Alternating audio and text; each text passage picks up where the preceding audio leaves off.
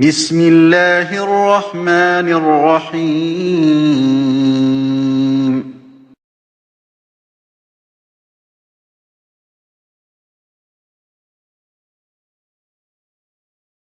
Assalamualaikum warahmatullahi wabarakatuh. Selamat pagi anak-anak. Bagaimana kabarnya hari ini? Semoga selalu dalam keadaan sehat ya nak. Nah, pada kesempatan kali ini bersama Pak Aksan kita akan belajar tema 1 muatan pelajaran bahasa Indonesia. Nah, sebelum memulai pelajaran, marilah kita awali dengan membaca basmalah bersama-sama. Bismillahirrahmanirrahim. Baiklah anak-anak, pada pertemuan sebelumnya kita kan sudah membahas tentang bagaimana cara menentukan ide pokok sebuah paragraf. Nah, masih ingat tidak tentang materi itu? Ada pengertian ide pokok, ada pengertian kalimat utama, ada jenis-jenis paragraf berdasarkan kalimat utamanya. Itu di pertemuan sebelumnya ya. Nah, hari ini kita akan belajar membuat sebuah paragraf. Sebelum kita belajar membuat sebuah paragraf, marilah kita review ulang dulu tentang ide pokok minggu lalu. Anak-anak, kalian pasti sudah pernah membaca sebuah teks atau bacaan. Bisa dilihat di majalah, bisa di koran, di internet, itu ada banyak bacaan. Di buku paket kalian pun juga ada. Nah, di dalam sebuah bacaan atau teks itu pasti terdapat beberapa paragraf, di mana setiap paragraf itu biasanya terdapat satu ide pokok. Nah, untuk menentukan ide pokok itu kita harus tahu apa itu kalimat utamanya dulu dalam paragraf itu. Nah, apa itu kalimat utama? Kalimat utama adalah kalimat yang mengandung pokok pikiran utama dan digunakan sebagai dasar untuk mengembangkan suatu paragraf. Paragraf dapat dibedakan menjadi 3 berdasarkan letak kalimat utamanya. Langsung saja, ayo. Kemarin kan kita ada 3 yang sudah kita bahas tuh. Yang pertama paragraf deduktif, paragraf induktif, dan paragraf campuran. Paragraf deduktif itu kalimat utamanya terletak di awal paragrafnya. Kalau paragraf induktif, kalimat utamanya ada di bagian akhir paragrafnya. Kalau campuran, kalimat utamanya bisa di awal dan di akhir. Nah, setelah kita mengetahui tentang kalimat utama, kita bisa menentukan ide pokoknya. Nah, apa itu ide pokok? Masih adakah yang ingat? Oke, ide pokok adalah gagasan atau ide yang menjadi dasar sebuah paragraf atau masalah utama yang dibahas dalam paragraf itu.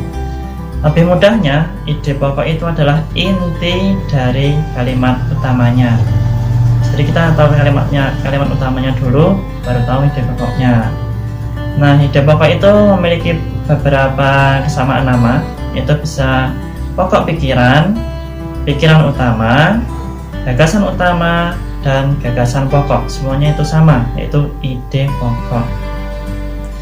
Selanjutnya, bagaimana cara menentukan ide pokok itu? Nah, cara menentukan sebuah ide pokok adalah yang pertama dengan membaca paragrafnya terlebih dahulu. Jadi kita baca satu paragraf terlebih dahulu. Yang kedua, kita menentukan kalimat utamanya. Jika kita sudah mengetahui kalimat utamanya, maka kita bisa mencari ide pokoknya dengan cara mencari inti dari kalimat utama itu.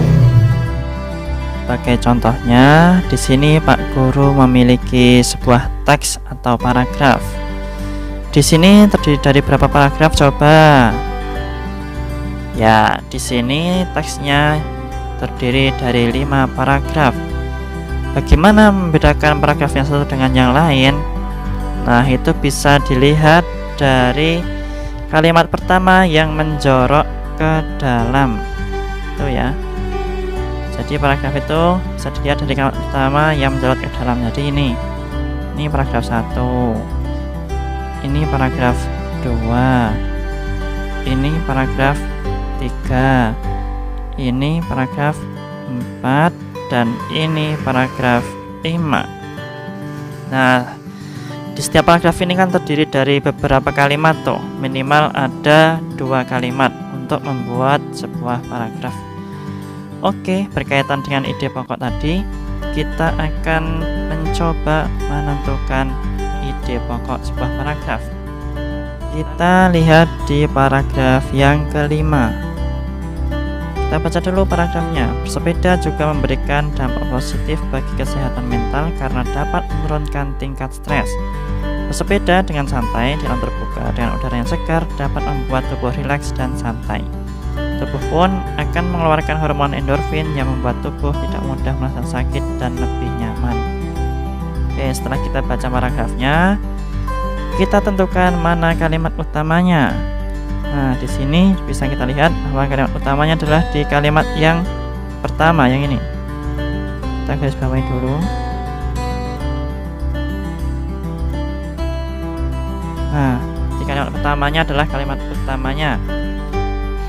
Setelah tahu kalimat utamanya, maka kita bisa menuliskan apa itu ide pokoknya, yaitu dampak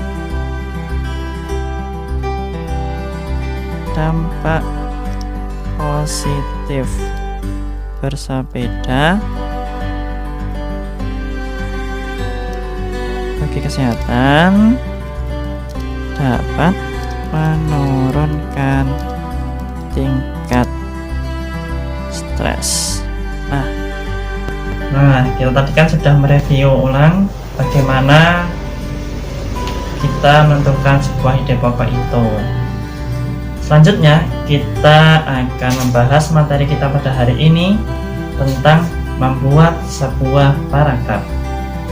Nah, bagaimana langkah dari membuat sebuah paragraf itu? Yang pertama, kita harus tahu dulu ide pokok yang akan kita bahas dalam paragraf itu. Yang kedua, kita lanjutkan dengan membuat kalimat utama dari ide pokok tadi. Dan yang ketiga adalah kita membuat kalimat penjelasnya. Setelah kita tahu ide pokoknya, kita membuat kalimat utamanya, kita membuat kalimat penjelasnya, maka kita akan memperoleh satu kesatuan kalimat dalam bentuk paragraf. Oke, sebagai contohnya, di sini ada sebuah ide pokok dan kita diminta untuk membuat sebuah paragraf. Maka dengan mengikuti langkah yang sudah Pak Guru jelaskan tadi, dari ide pokok yang sudah ada, kita buat kalimat utamanya dulu. Nah, di sini kan ide pokoknya adalah macam-macam tanaman anggrek.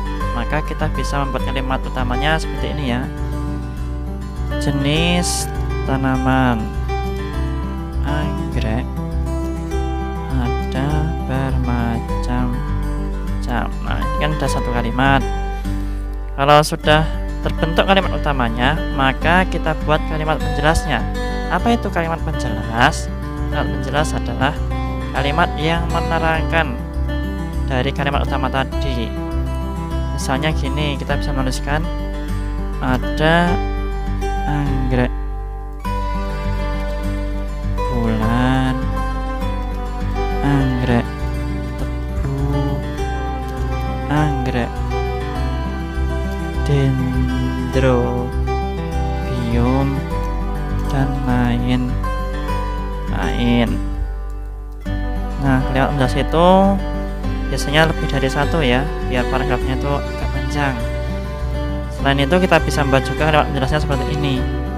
Saat ini juga telah dikembangkan jenis anggrek baru dari perkawinan silang beberapa anggrek.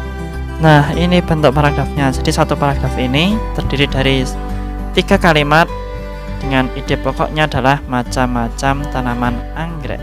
Nah, anak-anak, bagaimana pembelajaran kita pada hari ini? Sudah paham semua bukan?